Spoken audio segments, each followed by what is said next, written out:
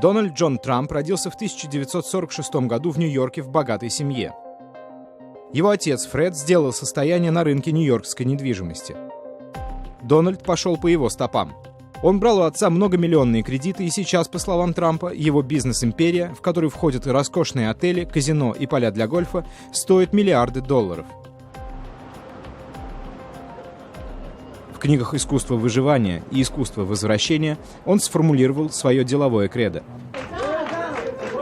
Первый шаг к успеху — ставить перед собой большие задачи. Я писал эту книгу как учебник по бизнесу, но в ней многое сказано обо мне как о человеке, о моих отношениях с людьми. Книга о бизнесе учит добиваться успеха, преодолевать трудности. Мне кажется, именно это интересует людей. Вы и сами это видите, глядя на то, что здесь происходит. Книги Трампа стали бестселлерами и принесли их автору широкую известность. Желтая пресса подробно освещала, как Трамп по очереди женился на 3 моделях. Сначала на Иване Зельничковой, потом на Марли Мейплс и, наконец, на своей нынешней супруге Мелании Кнафс. На свадьбах Трампа присутствовали многие голливудские знаменитости. Вскоре он и сам стал телезвездой. Участники его реалити-шоу «Кандидат» соревновались за право работать в одной из компаний Трампа. У меня нет фаворитов. Так я тебе и сказал. Вот умный нашелся. А я тоже умный. Не вопрос. Однако не все, чего касалось рука Трампа, превращалось в золото. 3 его казино в Атлантик-Сити объявили о банкротстве в начале 90-х. В следующие 10 лет обанкротились еще 3 компании.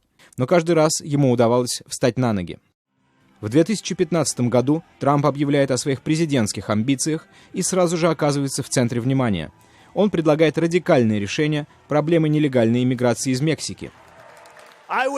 Я построю огромную стену. Я лучше всех в мире строю стены. Уж поверьте мне, это будет недорого.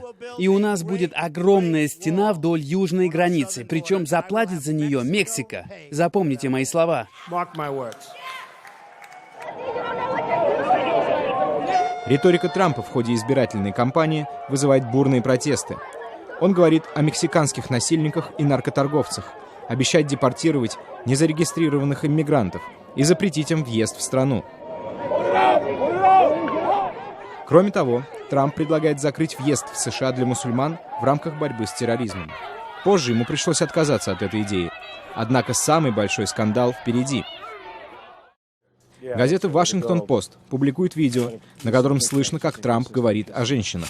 Меня автоматически привлекает красота. Я сразу начинаю целовать. Это как магнит. Сразу целовать. Не надо ничего ждать. Дальше он хвастается тем, что хватает женщин за промежность. На теледебатах Трамп попытался замять скандал. Это был мужской треп. Я им не горжусь. Однако несколько дней спустя несколько женщин заявляют, что Трамп целовал их или прикасался к ним против их воли. Он полностью отверг эти обвинения.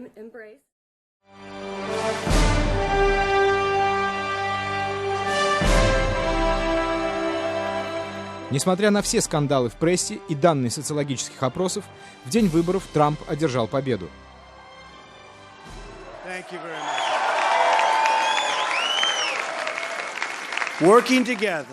Все вместе мы будем работать над тем, чтобы перестроить наше государство и создать новую американскую мечту. Однако слухи не утихли. Американские разведывательные службы заявили, что за взлом сервера Демократической партии, находящейся в оппозиции к Трампу, и публикацией компрометирующей информации стоят хакеры из России. Вслед за этими обвинениями в прессе появились неподтвержденные сообщения о том, что у Кремля есть компрометирующие материалы на Трампа. На хаотичной пресс-конференции в Нью-Йорке Трамп заявил, что это поддельные новости, и обрушился с резкой критикой на американскую разведку за слив ложной информации. Это просто позор. Такое могло бы произойти в нацистской Германии. Собственно, и происходило. Трамп также отверг предположение о том, что он симпатизирует или чем-то обязан президенту России Владимиру Путину. Если Путину нравится Трамп, то знаете что? Это плюс, а не минус. Я не знаю, положу ли я с Владимиром Путиным. Надеюсь, что да. Но вполне может статься, что нет. Сообщения в Твиттере Трампа позволяют предположить, каким он будет президентом.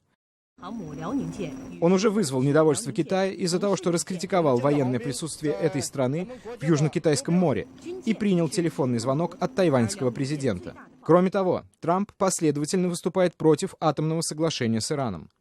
Трамп уверяет, что не уйдет из Твиттера, однако отныне мир будет судить о нем по делам, а не по словам.